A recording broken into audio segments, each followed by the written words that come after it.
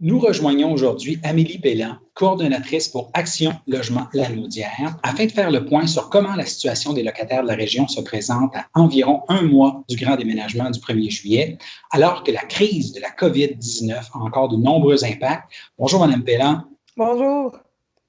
Alors, depuis notre dernier entretien dont nos auditeurs se rappellent probablement, là, certaines mesures ont été annoncées par le gouvernement, mais vous estimez là, que ces mesures sont clairement insuffisantes, si j'ai bien compris. Pouvez-vous rappeler d'abord qu'est-ce qui a été annoncé là, par le gouvernement?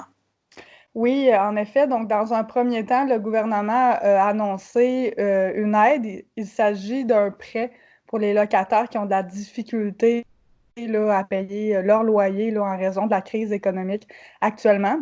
Cette mesure-là, en fait, est versée par contre directement aux propriétaires et non aux locataires. Et ça peut être une somme prêtée jusqu'à 1 500 $. C'est sûr qu'on était content là, qu'il y ait une aide pour les locataires qui sont en difficulté financière. Par contre, c'est un prêt. C'est ce qui nous embête. C'est pas une subvention. Donc, c'est certain que les gens vont devoir rembourser éventuellement cette somme-là au gouvernement. Donc, on est un peu inquiet parce qu'on sait qu'il y a des gens actuellement qui sont sur le PCU, mais qu'éventuellement, peut-être, qui vont avoir de la difficulté à se retrouver un travail ou que l'entreprise où ils travaillaient ont fait faillite. Donc, ils vont continuer à avoir des difficultés là, financières. Et comme c'est un prêt, donc c'est un report, là, mais on pourrait dire que c'est une pause, mais ça reste qu'éventuellement, il va falloir qu'ils puissent remonter la situation financièrement pour être capable de rembourser ça. Aussi, il y avait eu beaucoup de problèmes là, au niveau des personnes qui voulaient aménager dans un logement le 1er juillet qui était actuellement en construction. Donc, ça a été retardé pour certains là, parce que les travailleurs de la construction ont dû arrêter une certaine période de temps là, de travailler.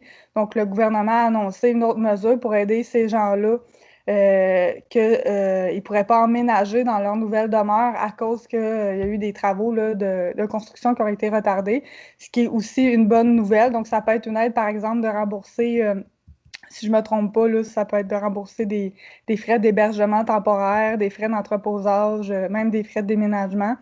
Par contre, ce qu'on déplore, c'est que c'est vraiment de notre interprétation du programme, c'est très limité à cette situation-là. Donc, ça ne viendra pas nécessairement aider d'autres personnes qui ne peuvent pas emménager dans leur logement le 1er juillet parce que l'autre locataire n'est pas parti, parce qu'il n'a pas trouvé un autre logement ou pour d'autres raisons, etc. Donc, on trouve que c'est trop limitatif. Donc, peut-être bien des gens qui auraient besoin d'aide, mais qui n'ont pas accès à ce programme-là.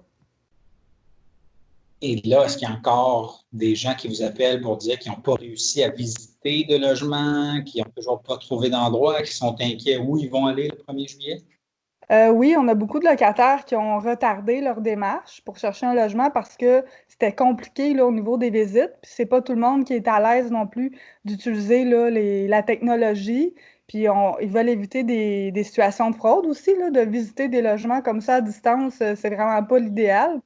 Donc oui, on a beaucoup de locataires là, que actuellement ils recherchent un logement et sont un petit peu en panique parce qu'il y a une pénurie de logements aussi actuellement. Donc c'était déjà difficile avant la pandémie de se trouver un logement. Maintenant, avec la pandémie qui se rajoute, puis toutes les complexités de chercher un logement en gardant les distances, puis il y a certains locataires qui ne sont pas nécessairement à l'aise non plus de donner accès à leur logement pour les visites. Quand on pense par exemple aux personnes de 70 ans et plus, ça peut être un peu insécurisant de dire je vais permettre à des gens d'entrer dans mon logement pour visiter le logement. Donc, c'est sûr qu'il faut que les locataires, les propriétaires trouvent des ententes communes pour être de bonne foi, mais aussi pour s'assurer là, que la santé n'est pas en péril. Mais notre inquiétude principale actuellement, c'est vraiment le 1er juillet. Là, on a beaucoup de locataires qui cherchent, puis qui ont des difficultés, puis qui sont énormément discriminés. Donc, on sait quand il y a une pénurie de logements, bien, ce qui arrive, c'est que il y a plus un risque de discrimination auprès des personnes vulnérables qui ont de la difficulté à se trouver un logement. Donc, les propriétaires c'est sûr qu'ils vont prioriser des gens qui ont un meilleur crédit, des choses comme ça. Par contre, si on a des gens, par exemple, qui sont sur l'aide sociale ou qui ont des enfants, ils ont beaucoup de difficultés à se trouver un logement actuellement. Et puis là, vous interpellez à nouveau le gouvernement? Oui. Bon, en fait, on les interpelle à nouveau pour qu'ils mettent en place le programme d'aide d'urgence aux locataires sans ménage et aux municipalités connaissant une pénurie de logements. Donc, c'est un programme de la Société d'habitation du Québec qui peut être mis en place par les municipalités dont le taux d'inoccupation est égal ou inférieur à 2 La moitié des dépenses dans le cadre du programme peut être remboursée par la Société d'habitation du Québec. Donc, concrètement, ce programme-là, c'est quoi? En fait, ça peut être de payer les frais d'entreposage des locataires qui n'auront pas trouvé de logement pour éviter la perte de leurs biens. Ça peut être également de leur payer des frais d'hébergement d'urgence. Donc, advenant qu'ils n'ont pas accès à des hébergements d'urgence, dans l'exemple que les hébergements d'urgence sont tous pleins, ils pourraient peut-être payer les frais de motel ou des choses comme ça. Également, les frais de déménagement pourraient être payés. Et une autre chose qui pourrait être mise en place, c'est des PSL d'urgence. Qu'est-ce que c'est des PSL d'urgence?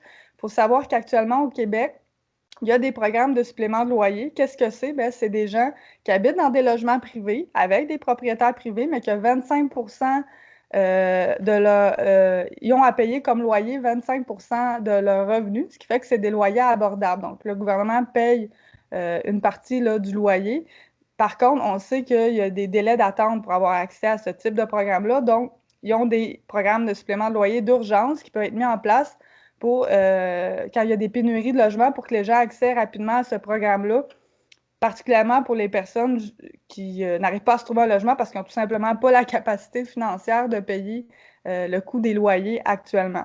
Il y a même une aide aussi qui peut être faite là, pour la recherche de logement dans une certaine mesure. Donc, c'est un beau programme qui pourrait être mis en place, mais actuellement, il n'est pas mis en place dans l'ANODIER.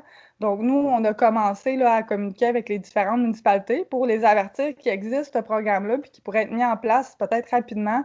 On est à un mois du 1er juillet, donc on a encore le temps là, de faire quelque chose pour aider les locataires là, qui n'auront pas trouvé de logement le 1er juillet.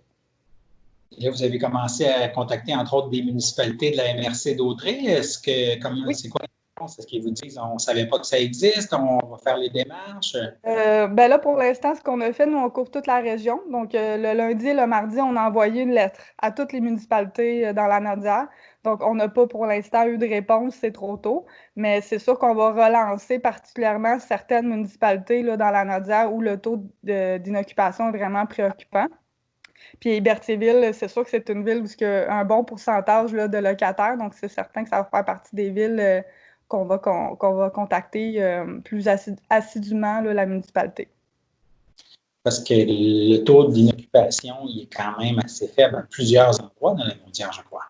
Oui, exactement. Je pense que Terrebonne, c'est 0,6 à Joliette, c'est, je crois, 1,2 Donc, il y a beaucoup de municipalités qui c'est en bas de 2 Et ce programme-là dont je vous parle a été mis en place là, déjà par d'autres villes au Québec, par exemple, Québec, Trois-Rivières, Montréal, Laval.